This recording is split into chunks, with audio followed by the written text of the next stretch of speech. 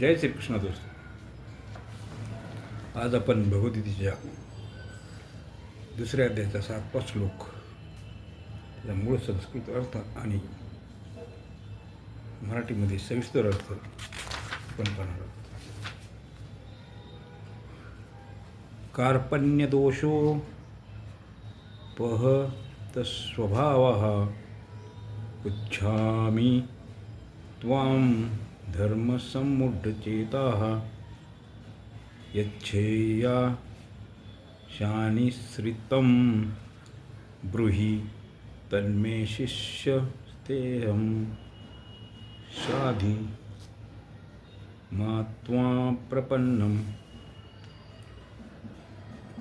जरी अर्जुन आपल्या स्वतःला विद्यापासून सर्वथैव निवृत्त होण्याला सर्वश्रेष्ठ समजत नव्हते, तरी पण पापापासून वाचण्यासाठी त्यांना युद्धातून उपरम होण्याशिवाय दुसरा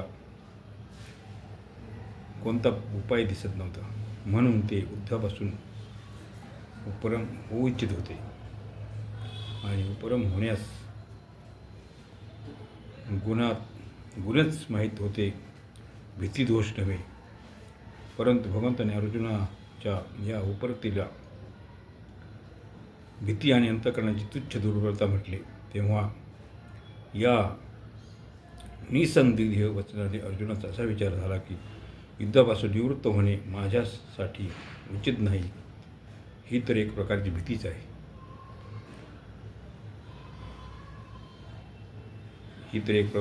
आहे. आणि माझ्या स्वभावाच्या अगदी विरुद्ध आहे. कारण माझ्या शास्त्र स्वभावात दीनता आणि पलायन हे दोन्ही नाही. अशा प्रकारे भगवंताने दाखवलेल्या भीतीरूप दोष आपल्याला स्वीकार करून अर्जुन भगवंताला म्हणतात की एकतर भीतीरूप दोषाने माझा शास्त्र स्वभाव एक प्रकारे दबून गेला आहे, आणि दुसरी गोष्ट मी आपल्या बुद्धीने धर्माच्या विषयात कोणताही एक निर्णय घेण्यास असमर्थ होत आहे. माझ्या बुद्धीत अशी मूढता पसरली आहे की धर्माच्या विषयात माझी बुद्धी काहीच काम करत नाही. तिसऱ्या श्लोकात तर भगवंतांनी अर्जुनाला स्पष्ट आज्ञा दिली होती की हृदयाच्या तुच्छ दुर्बलतेला, भीतीला सोडून युद्धासाठी सज्ज हो. अशा स्थितीत अर्जुनाला धर्माच्या विषयात कोणती संदेह राहावयास नको. तरी पण संदेह राहण्याचे कारण असे की एकीकडे तर अर्जुन कुटुंबाचा नाश करणे, पुजाऱ्यांना ठार मारणे अधर्म पाप दिसते, तर दुसरीकडे युद्ध करणे क्षत्रियांचा धर्म दिसतो. अशा प्रकारे कुटुंबियांना पाहून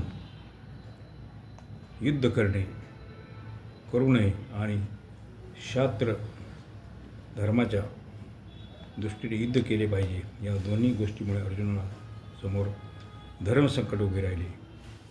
धर्माचा निर्णय करण्यात त्यांची बुद्धी कुंठित झाली. असे झाल्याने आता त्यावेळी माझ्यासाठी काही कर्तव्य होते आहे. माझा धर्म कोणता आहे याचा निर्णय करण्यासाठी भगवंताला विचारतात. याच अध्यायाच्या दुसऱ्या श्लोकात भगवंताने असे म्हटले आहे की तू भीतीमुळे युद्धापासून निवृत्त होत आहेस. तुझे आचरण अनार्य जुष्ट आहे. धर्मात श्रेष्ठ पुरुष असे आचरण करत नाहीत, तर ते ज्यात आपले कल्याण असेल तेच आचरण करीत असतात. आपण गोष्ट ऐकून अर्जुनाच्या मनात आले की श्रेष्ठ पुरुष जसे करतात तसेच मलाही करावेच पाहिजे. अशा प्रकारे अर्जुनाच्या मनात कल्याणाची इच्छा जागृत झाली आणि हाच दृष्टिकोन ठेवून ते भगवंताला आपल्या कल्याणाची गोष्ट विचारित आहेत की ज्यामुळे माझे निश्चित कल्याण होईल अशी गोष्ट मला सांगा. अर्जुनाच्या अंतःकरणात चलबिचल असल्याने या ठिकाणी कल्याणाविषयी विचारल्याने त्याचे हे सिद्ध होते की मनुष्य ज्या स्थित आहे त्या तिथंच तो संतोष करीत असला तरी त्याच्या अंतःकरणात आपल्या मुख्य उद्देशाची जागृती होत नाही. वास्तविक उद्देश कल्याणाची जागृती तेव्हा मनुष्य आपल्या वर्तमान स्थितीत असंतुष्ट राहतो, त्या स्थितीत राहू शकत नाही. तेव्हाच आपल्या कल्याणाविषयी विचारल्या नंतर अर्जुनाच्या मनात भाव निर्माण झाला की कल्याणाची गोष्ट तर गुरुजवळ विचारली जाते, सारथ्याला विचारली जात नाही.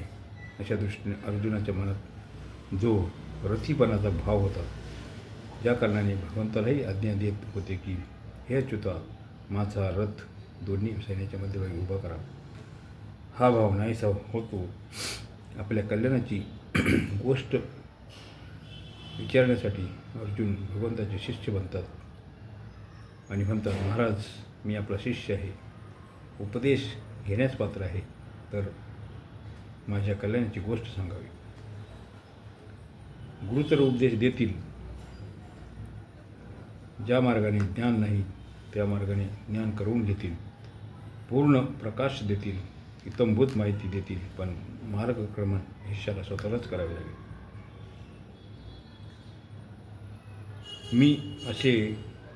मी तर असे इच्छित नाही की भगवंताने उपदेश द्यावा आणि मी त्याचे अनुष्ठान करावे, कारण त्याने माझे काम भागणार नाही. म्हणून मी आपल्या कल्याणाची जबाबदारी आपल्यावर कशाला घेऊ? गुरुवरच का सोडू नये? जसे आपल्या आईच्या दुधावर निर्भरणारा बालक आजारी झाला तरी त्याचा आजार कमी होण्यासाठी औषध आईला खावे लागते, बालकांना नव्हे. त्याचप्रकारे मीही गुरुला संपूर्णपणे शरण झालो, गुरुवरच निर्भर राहिलो तर माझ्या कल्याणाचे संपूर्ण दायित्व गुरुवरच राहील. गुरुला स्वतः माझे कल्याण करावे लागेल. या भावनेने अर्जुन म्हणतात की मी आपल्याला शरण आलो आहे, मला उपदेश करा. येथे अर्जुन त्वा प्रपन्नम या पदाने भगवंताला शरण होण्याविषयी तर बोलतात, पण वास्तविक सर्व ते शरण झाले नाहीत. जर ते संपूर्णपणे शरण आले तर त्यांच्याकडून शाधीमा, मला उपदेश करा, असे म्हटले गेले नसते. कारण सर्वथा शरण झाल्यावर शिष्याला आपले कोणतेच कर्तव्य राहत नाही. दुसरी गोष्ट, पुढे 9व्या श्लोकात अर्जुन म्हणतात की मी युद्ध करणार नाही, न योस्तते. अर्जुनाचे असे म्हणणेही शरणागतीच्या विरुद्ध आहे, कारण शरणागत झाल्यावर मी युद्ध करेन अथवा न करीन, काय करेन काय नाही करणार,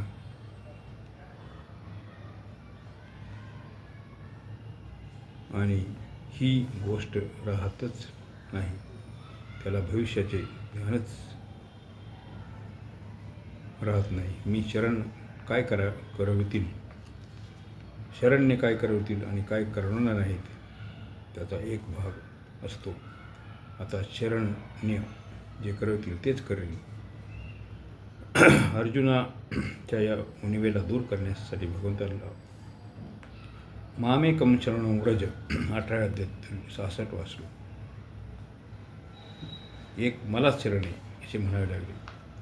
म्हणून मग अर्जुनाने करिष्ये वचनम तव, आपल्या आज्ञेचे पालन करणे असे म्हणून पूर्ण शरणागती पत्करली. या श्लोकात अर्जुनाने 4 गोष्टी सांगितल्या. कर्पण्यदोषो धर्मसम्मूढचेतः, 2 यच्छेया शान्निचिंत ब्रह्मी तन्मे, 3 शिष्यस्तेहम, 4 नंबर शाधी मात्मा प्रपन्नम. या पहिल्या गोष्टीतून अर्जुन धर्माविषयी विचारतात, दुसऱ्या गोष्टीतून आपल्या कल्याणाविषयी प्रार्थना करतात, तिसऱ्या गोष्टी शिष्य बनतात आणि चौथ्या गोष्टी शरण होतात. आता या चारही गोष्टी विचार केला तर पहिल्या गोष्टीत मनुष्य ज्याला विचारतो तो सांगण्यात अन्यथा अथवा न सांगण्यात स्वतंत्र असतो. दुसऱ्या ज्याला प्रार्थना केली जाते त्याच्यासाठी सांगणे कर्तव्य असते. तिसऱ्यात ज्याचा शिष्य होतो त्या गुरुवर शिष्याला कल्याणाचा मार्ग दाखविण्याचे विशेष दायित्व येते.